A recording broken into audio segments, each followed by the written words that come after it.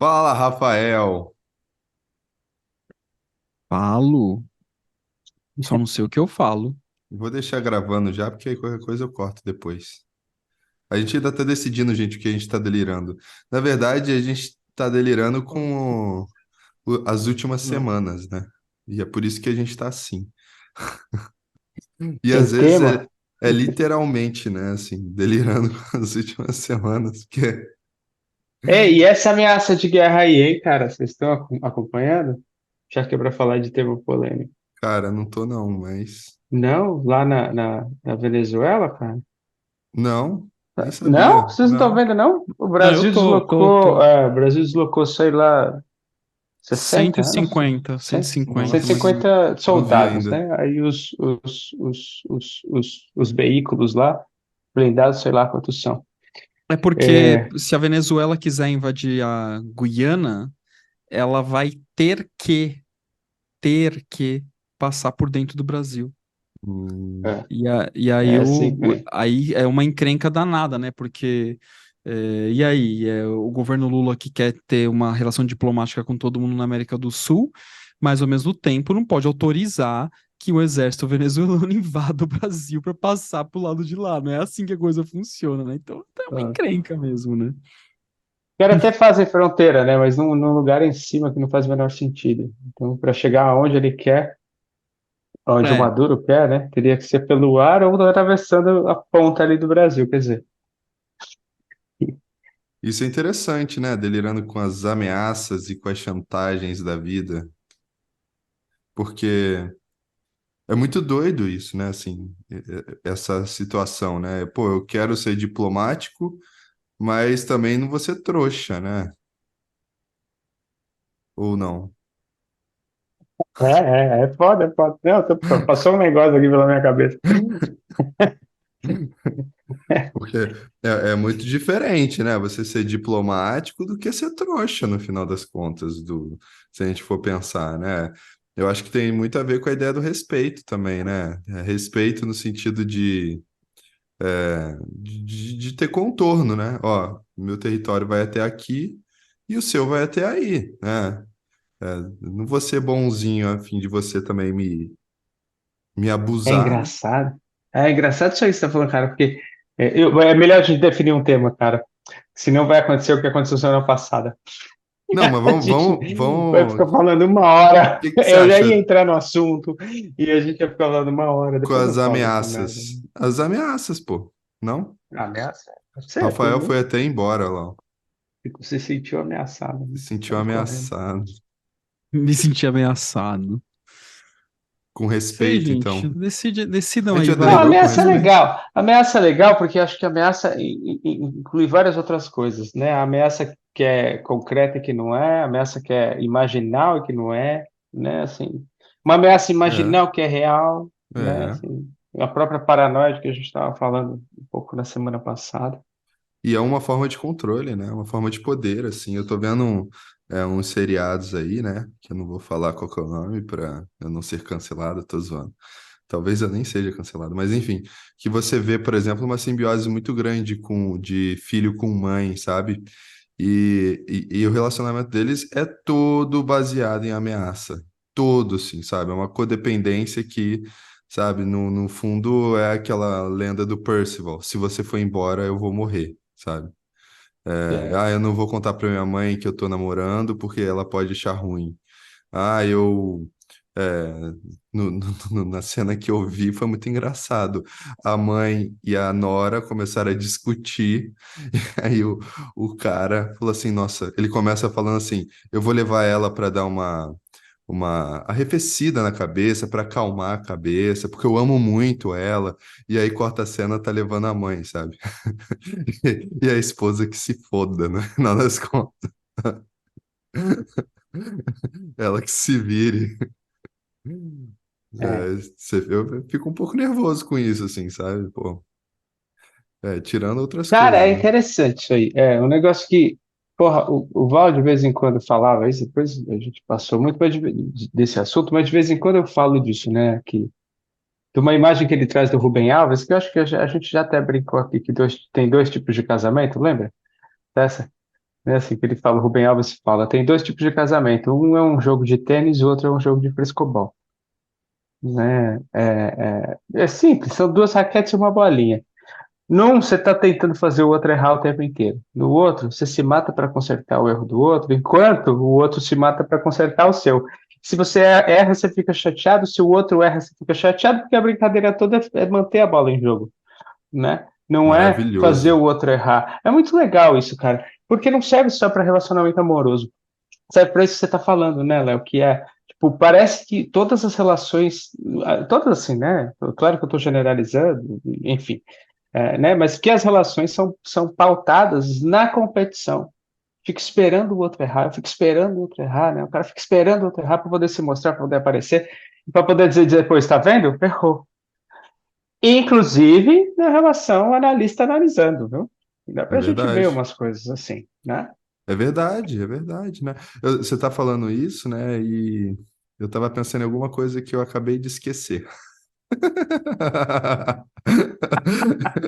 Mas era uma parada bem É. legal, assim. Mas realmente, cara, essa coisa de bater bolinha. É porque eu tô dando aula do abuso de poder na psicoterapia e minha cabeça foi toda pra lá na hora que você falou isso, né? Assim, Hum. é, porque às vezes tem.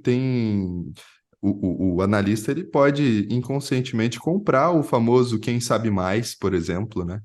Na análise. E isso é muito Ah, perigoso, muitas né? vezes. Isso é muito perigoso, né? Assim, vamos saber quem sabe mais de Jung aqui agora, né? E às vezes seu cliente sabe mais, e daí? Qual o problema, né? Você fala, olha, que legal, né? Muito bom. Nunca li esse livro, e daí, né? É, né? Uhum. Mas diga aí, Rafa, fala, você está muito quieto, o que que foi? Te Ele queria mobilizou? delirar com uma coisa e a gente foi, começou a Ah, delirar com outra. Aí ele ficou meio. Eu não sei muito bem o que falar. ah, eu É, lembrei que eu ia falar agora. ah, É porque nesse jogo de dominar o outro, né, ou de competição, a sombra ela vai trazendo muitas artimanhas, né? Eu acho que isso é uma coisa que é interessante a gente perceber, né? Assim, porque muitas vezes o jogo de poder, quando a gente fala do abuso de poder, a gente fala, a gente imagina de uma forma mais primeira, né? Que o indivíduo vai impor como se fosse um autoritário a sua opinião, a sua emoção, e muitas vezes é o contrário, né? Muitas vezes o indivíduo ele se coloca na posição do inválido, do impotente, do aquele que chora, né? E, na verdade isso é uma puta de uma manipulação, sabe? é, nessas películas que eu ando vendo, isso fica muito claro, assim, sabe? E o Jung até fala isso, né? No 7.1, quando ele vai falar sobre a vontade de poder, ele fala que não tem nada melhor do que para controlar uma família do que uma neurose, sabe? Porque quando a neurose vem, né, e o indivíduo se estribucha no chão, a família inteira sai correndo, chama o médico, chama o curandeiro, chama o papagaio, né? Faz simpatia e tudo para conseguir fazer com que a neurose, né, que esse complexo aplaque esse complexo, né? E quando o complexo vai embora, a pessoa se sente poderosa e a família se sente aliviada porque conseguiu. Isso é uma coisa interessantíssima de se pensar, né? eu lembrei aqui daquelas situações em que a pessoa, sei lá, controla os medicamentos que outra pessoa toma. Então, sei lá, vamos pegar uma imagem aqui de um marido que controla os medicamentos da esposa, né? Porque ela tem algum tipo de condição de saúde que ela precisa tomar medicamento sistematicamente. Só que esse marido tá de saco cheio. Ele quer se separar. É, porque o relacionamento tá chato, não é porque rigorosamente a esposa tá doente, porque o relacionamento tá ruim, né? Ou a esposa, enfim, não importa. E aí ele fala assim: eu não me separo, porque se eu me separar, quem vai dar os remédios dela? É?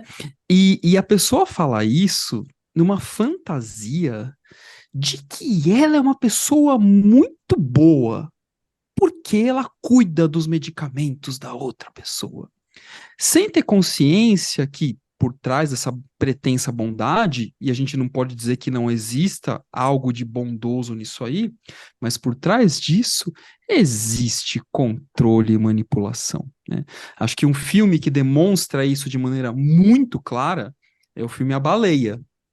Ela aqui, que é um filme maravilhoso, né, no meu ponto de vista. É, e que a cuidadora do rapaz lá que tem aquela obesidade mórbida, ela é paradoxalmente aquela que cuida dele e aquela que mata ele, né? Então, é interessante isso, né? Por trás desse movimento existe uma espécie de ameaça.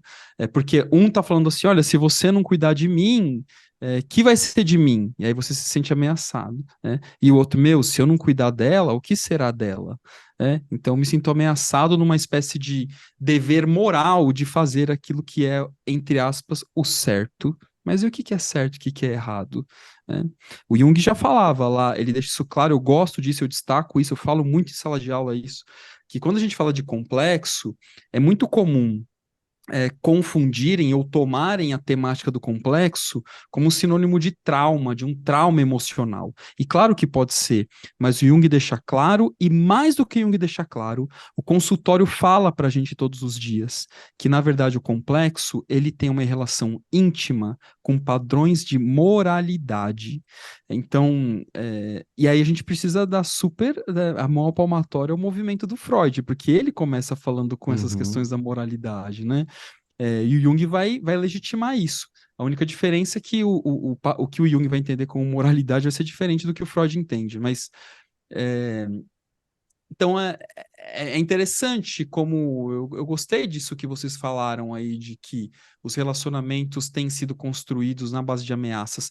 Essa questão da paternidade agora, né, que está chegando por aqui, quando Hum, você não falou no Delirium ainda.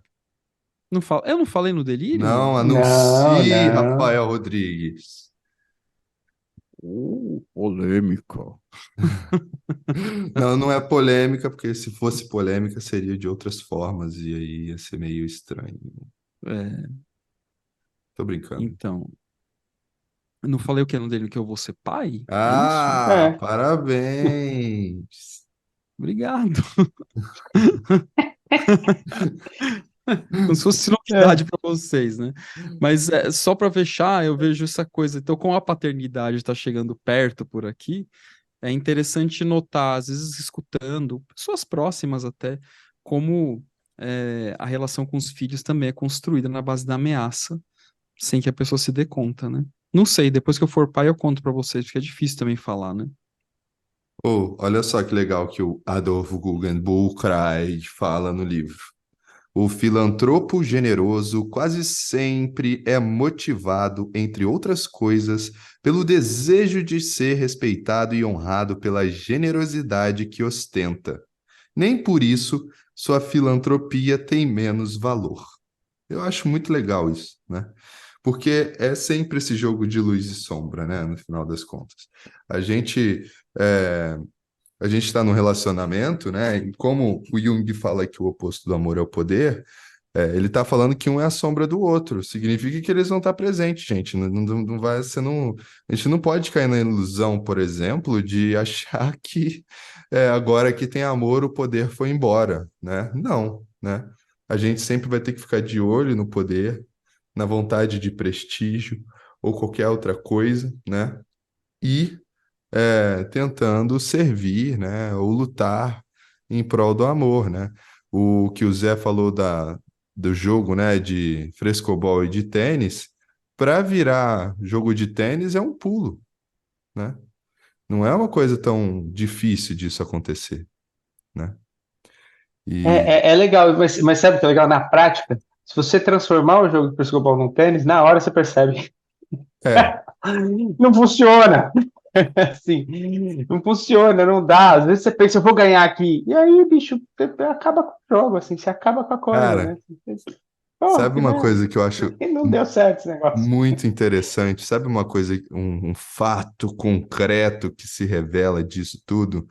Quando você está na clínica e o cliente fala, eu terminei, mas eu saí por cima, né? Ou então fala, eu quero terminar, mas eu não quero sair por baixo, né? É tipo assim, eu É. quero ganhar o campeonato, ou tenho medo de perder esta final, né? E, e aí eu sempre pergunto, né, nessas horas, mas isso é uma competição, né? Assim, tem cima e embaixo, né? Por que que tem cima e embaixo, né? Ou, que coisa estranha, né? Assim, a gente Agora, tá... Diga. tem, tem um elemento que fica velado aí, que é, às vezes parece que quem tá. Mas você falou disso, é que você falou de outra maneira, né? O Rafa falou, agora eu já nem sei mais. Que é assim, parece que quem tá ganhando é quem tá por cima, mas às vezes não, né? Que aí é a história da manipulação, que foi o Rafa que estava falando do remédio. Ah, eu sofro muito mais do que o outro. Ah, sou eu que me ferro, sou sempre eu que estou por baixo. Você está no mesmo jogo de competição, né? Assim, é o mesmo jogo de competição, né? Assim, ah, eu sofro mais, o outro, né, acaba comigo o tempo todo. É a Perfeito. mesma coisa no fim, né? É difícil, cara, né? Porque a gente está nessa dinâmica do poder, né? Essa dinâmica da vontade de ter o poder. E talvez seja por isso que o Jung fala que o amor é tão difícil, né? Ou seja, a gente não encontra em qualquer esquina, né? A O... gente estava falando isso hoje de manhã no grupo de estudo de sonho, né? A gente ainda está lendo o seminário sobre sonhos de criança, inclusive acho que é legal falar disso, né? Só um parênteses, que eu lembro de pessoas entrarem em contato comigo assim, ah, eu quero participar, como é que é? Aí eu mando, a gente está lendo o seminário sobre sonhos de criança, e eu recebi a seguinte resposta, ah, eu não quero saber sobre sonho de criança. Tá bom, bicho, então não vem. Assim, o livro é muito mais do que isso, mas muito mais. Mas enfim, né? Cada um com o seu. Para no título, né? Assim, porra, cara. Bom, mas enfim. Aí a gente estava lendo hoje de manhã, e em algum pedaço lá, o Jung estava falando, e a gente estava pensando exatamente nisso, exatamente no controle pela ameaça, que ainda é muito presente nos dias atuais, mas que é construído, e ela vai desembocando em coisas que fazem a manutenção dessa construção, mas a gente não enxerga. Por exemplo, e aí foi o exemplo que eu dei hoje de manhã. O nazismo, a gente fala muito de maneira muito categórica, e rompeu o arquétipo de Wotan, e houve né, o Léo fala disso bastante, um contágio coletivo, e aí tá tudo certo. O problema é que não é assim tão pontual quando a gente acha que é. Né? Então, eu vou dar um passo para trás. O primeiro campo de concentração surge na Alemanha nazista em 1933, mais de 10 anos antes da Segunda Guerra começar oficialmente.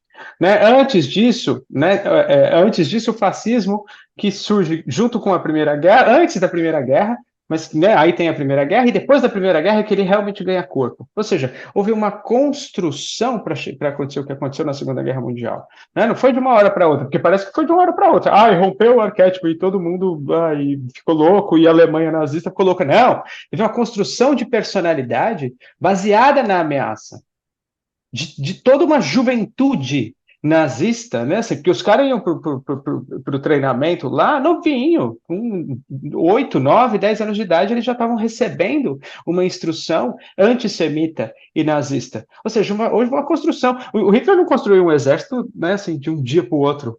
Né? Assim, não, foram anos para fazer aquilo. E anos baseando a construção dessa personalidade na ameaça.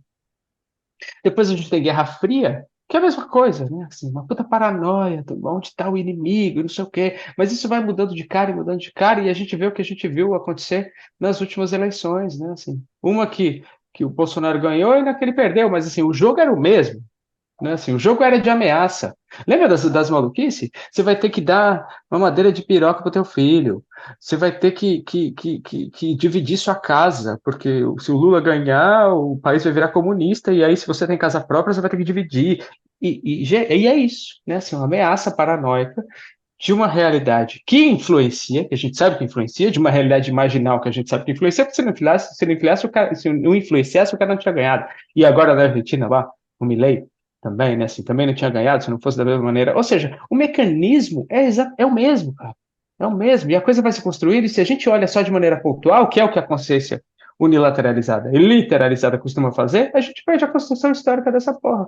E a gente se perde na construção histórica desse negócio. Se perde. O Enfim, Jung. falei pra caralho agora. Não, não, mas Tava é quieto isso. aqui, aí irrompeu em mim o arquétipo do, sei lá o quê. Eu não lembro onde eu li isso agora, né? Na época que eu estava fazendo o. Eu estava rastreando o termo do contágio psíquico, do Votan, essas coisas na obra completa do Jung, e o Jung fala que o nazismo, que o Votan, na verdade, ele acorda, acho que antes da Inquisição. Olha a construção que está tendo até chegar no nazismo, por exemplo, né?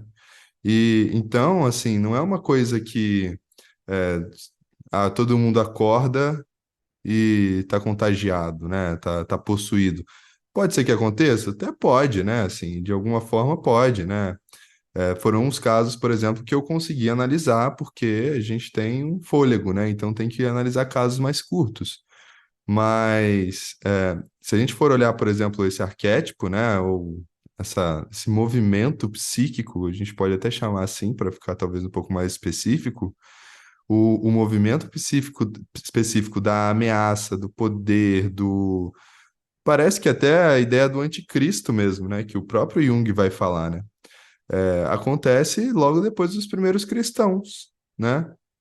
Os primeiros cristãos são os caras mais desadaptados que existem no mundo, né? Nesse mundo em que o centro da adaptação é o poder, né? E aí o poder ele pode vir manifestado em dinheiro, pode vir manifestado em cargos altos, entre outras coisas, né? Então, depois disso, que vem, e aí um marco, né, é a Inquisição, a gente já está falando de ameaça, né? E a gente está falando, a gente também olha para, se a gente for olhar o nazismo e a Inquisição, né, a gente está falando de caras que falam que vão salvar o planeta, que vão salvar o mundo, que eles estão queimando as pessoas exatamente para trazer a salvação, né? Para o bem. Esse é o discurso. Porque o mundo está sendo ameaçado, né? Né? E então, é exatamente isso. É, o, como eu vejo o Votan, é tipo assim, como se ele tivesse no Sleipnir mesmo, né? No cavalo dele, né? Filho de Loki, né? E que ele vai como uma onda transitando entre o mundo, né? Esteve na Ucrânia, passando na Venezuela, talvez passou aqui agora em Maceió, né? Foi para a Alemanha, passou aqui no Brasil nas últimas eleições e a coisa vai rolando, né? Não sei se ele foi dormir de volta. Eu não acredito tanto assim, não, né? E aí, né, é como se fosse um contágio biológico, né? Tem epicentros, né? Tem um número X de máximo de contaminados, mas sempre começa com um, depois vai para dois, depois vai para quatro, depois vai para seis. Exatamente o que o Zé tá falando, né? É uma construção e é muito doido. É só assistir o Jojo Rabbit. Vocês viram Jojo Rabbit? Não. Legal, cara. Porra, puta Puta, filme. eu assisti, achei chato pra caralho. Ah, eu achei genial, cara. Gostei muito do papel do diretor. Gostei bastante do filme. Mas ali é só um pedacinho, né, da história toda. Já assisti um outro aí. Bom, mas enfim, agora não lembro. Mas O dessa Jojo. construção, né? Que vai contando essa construção Não anterior é que o ali. filme é ruim, né, naquilo que ele se propõe, não é esse o ponto, né? Minha parada não é essa, mas eu achei. Ah, é uma narrativa enjoativa, assim, vontade de acelerar o filme, assim. Dois. Bota no É. dois. E pessoalmente, né? Assim, até vamos pensar aqui, né? Que a gente está chegando no Natal, muita gente que escuta a gente pode não ter relacionamento bom com a família e está se sentindo impelido em ir jantar com a família, né? Assim, vai escutar ameaças, talvez, vai escutar chantagens, né? Como é que Como é essa questão, né, de chegar para o familiar e falar, aqui tem um contorno, né? Ó, aqui você não pode passar desse limite, esse território é meu, né? Assim, tem um estudo que eu não lembro agora de quem que é, agora eu não lembro o autor, mas que ele fala que a gente tem como se fosse bolhas, como se fosse uma circunferência, né? Do nosso corpo, e o corpo sente isso. Então, a gente, por exemplo, naturalmente quando a gente está em sociedade com pessoas que eu não conheço, eu fico a determinada distância. Em amigos, eles entram em determinada distância menor.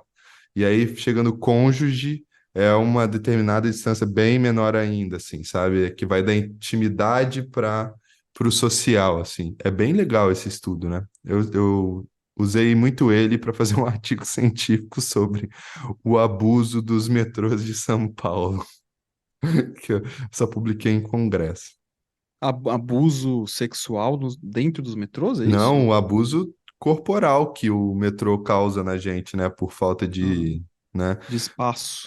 Porque assim, o que eu tô colocando ali é que, como no horário de pico é uma coisa surreal, cabe 10 pessoas no metro quadrado, e eu pegava isso todo dia, eu resolvi fazer um artigo mostrando, por meio desse cara, que tá todo mundo invadindo a intimidade de todo mundo. E quando um estranho invade a minha intimidade, eu acabo sendo reativo, né?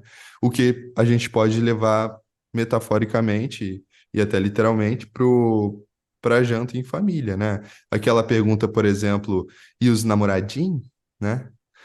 Pode fazer com que um complexo surja, né? E a pessoa ela seja reativa, né? Nessa brincadeira toda da janta familiar, né? A minha mãe, que a minha mãe é muito engraçada, ela veio com esses papos aí pro meu sobrinho que tem 18 anos, né?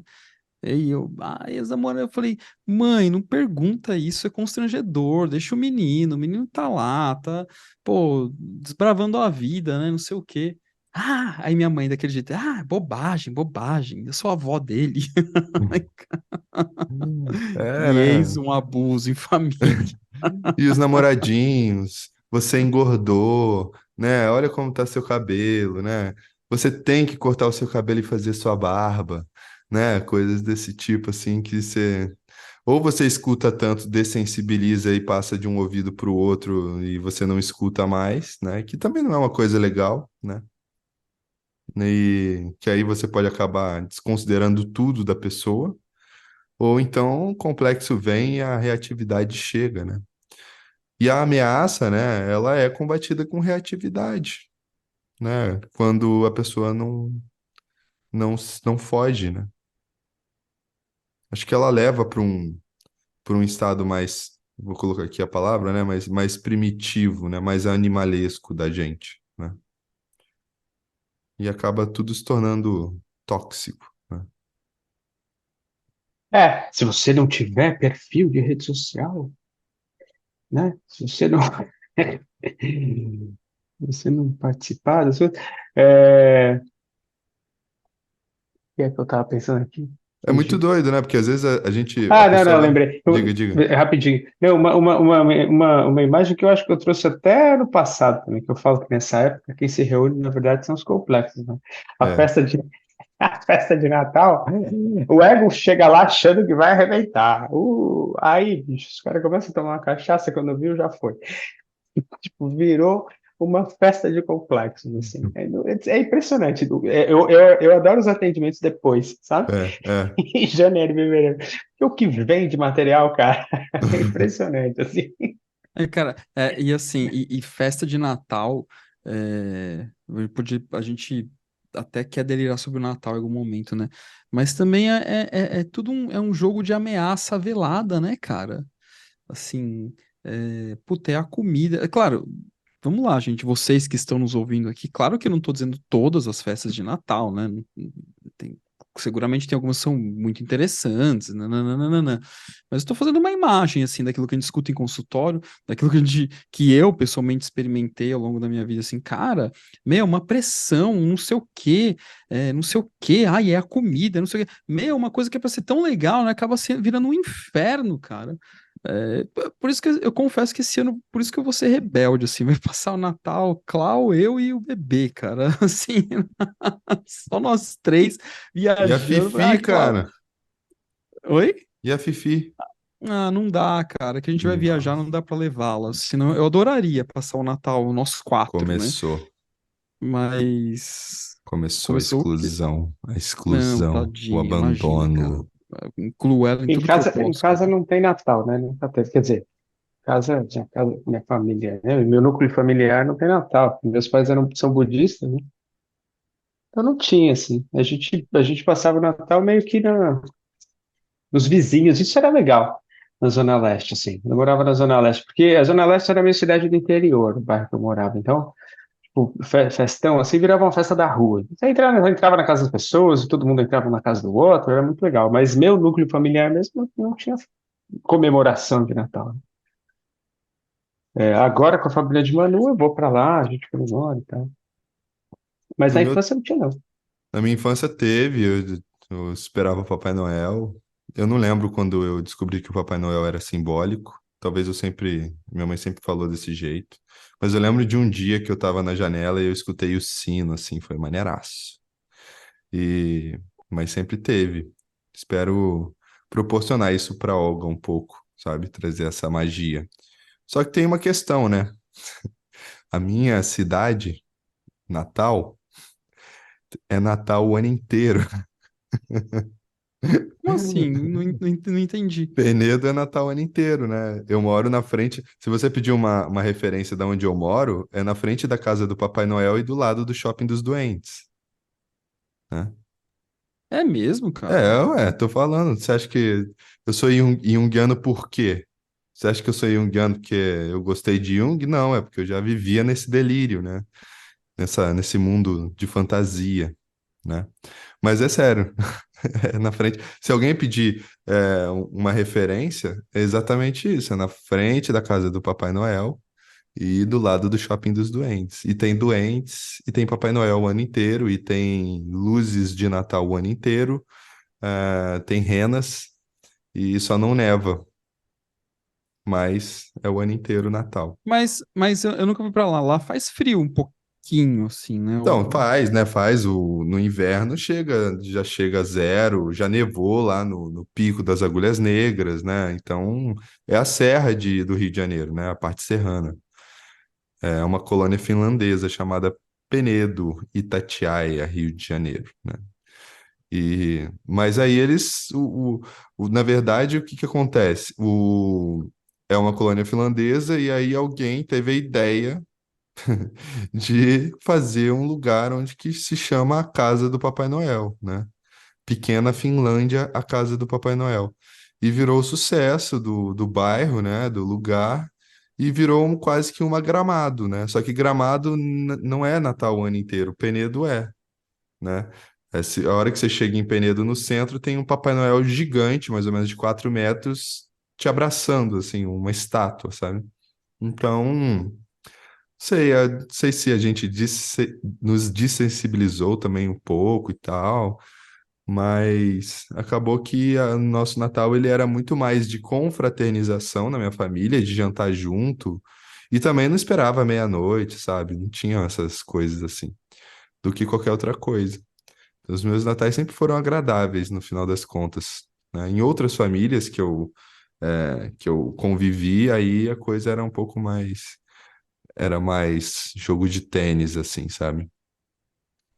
Muito Não, quando doido. eu era moleque, assim, criança, eu amava o Natal. Nossa, eu adorava, era a data mais especial e esperada do ano. Depois, quando eu fui crescendo, confesso que foi caindo um pouco, assim, na escala de valorização da E experiência. essa coisa da ameaça é tão doido, porque eu já escutei, por exemplo, né, em famílias, ameaças cobrando amor, entendeu? Pô, mas eu te dei um carro, você não pode me amar, né? É como se o amor É, fosse uma moeda de troca, né? Assim. se você não for um menino bonzinho, Papai Noel não vai te dar presente, É. Aí, ó, não tá é? aí, ó, tá aí, ó. Não é? A gente aprende desde sempre. Não é? É isso aí, a cultura do medo, cara. Cultura do medo e da ameaça, né? Assim, se eu não fizer, eu tô fudido. Se eu não fizer, Deus vai ver. Se eu fizer errado, Deus tá vendo. E as pessoas internalizam, né, isso daí, tipo, no sentido de, pô, mas a pessoa, uma coisa que eu já vi, assim, né, e até falei pra essa colega minha, eu falei assim, não vai fazer isso. Uma amiga dessa minha colega deu presente pra ela e ela foi na hora ver o preço na internet. Ela gastou R$ 149,90. Eu não posso esquecer, no aniversário dela eu tenho que dar um presente de R$ 149,90 ou mais, né? Para! Não é aí, não é assim, isso daí não é presente, gente, né? Isso daí é negócio. Como é que a gente não percebe isso, né? É muito doido, né? Assim, e aí internaliza isso e tudo vai, né? Assim, eu preciso dar de volta, eu preciso corresponder. E vai até o que a gente vê hoje, né? Assim, minha mãe cuidou de mim, trocou minhas fraldas. Como eu não vou poder trocar, não vou trocar as fraldas dela no futuro, né? Assim, tem que ter uma troca, né? Posso ser cancelado por isso agora, até pela minha mãe. Mãe, desculpe. Polêmica. É, Polêmica. eu só queria voltar numa coisa que você falou já faz um tempinho, Léo, é que me ocorreu agora. É, que essa ideia do amor e do poder, né?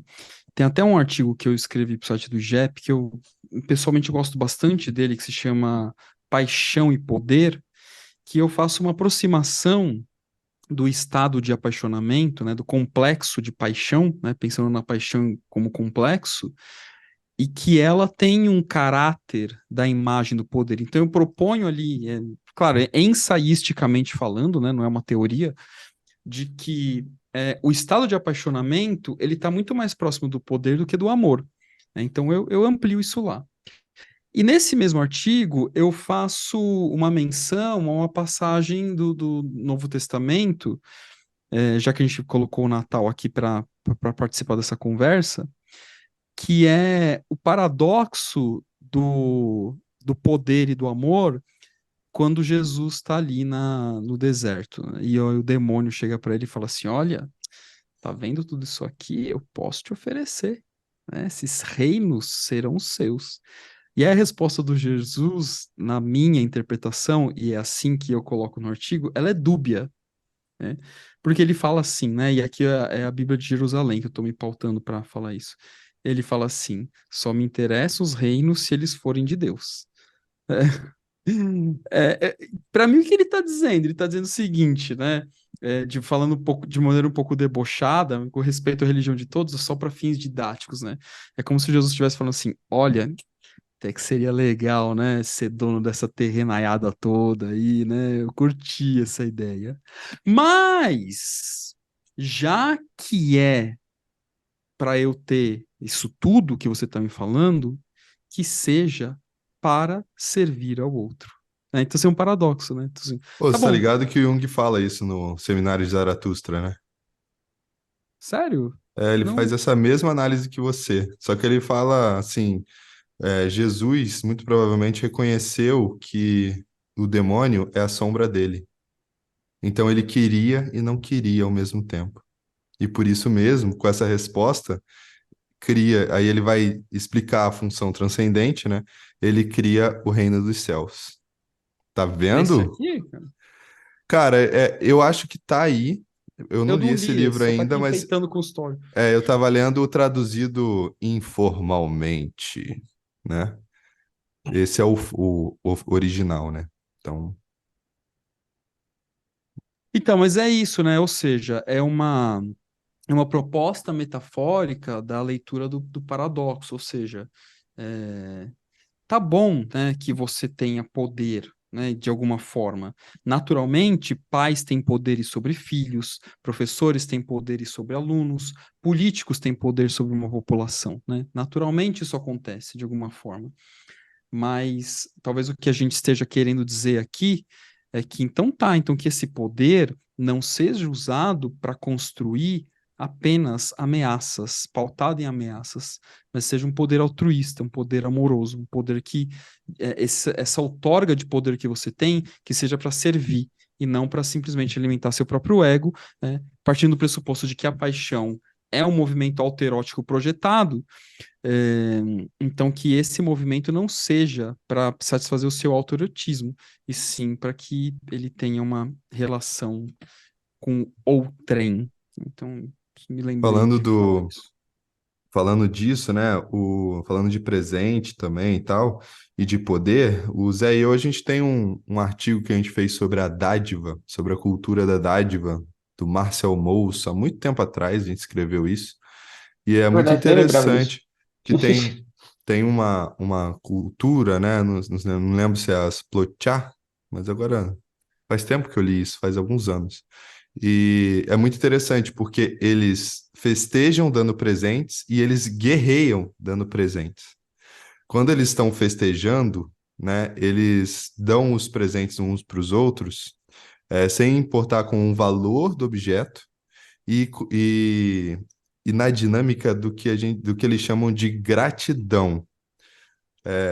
É porque a palavra gratidão ficou um pouco deturpada aqui no Brasil, né? Mas, enfim, vocês me entendem, né? Então, assim, pô, o Rafa vai lá e fala, pô, vou dar um. O Léo vai ser papai agora, eu vou dar um- uma roupinha para ele, né? E aí eu vejo que o Rafa furou o pneu do carro dele, então eu vou lá e dou o pneu para ele. Tá tudo certo entre a gente, né? Ou dou um carro para ele, tá tudo certo, porque o que a gente está trocando aqui é gratidão, né? Essa é a ideia quando a gente está em paz. Agora, quando está em guerra, é exatamente o que acontece com o que a gente estava falando aqui. Eu vou dar uma calculadora para o Rafael, aí o Rafael vai me dar um iPhone. E aí, nesse momento, o valor é do objeto. Então eu estou perdendo, porque eu ganhei o iPhone.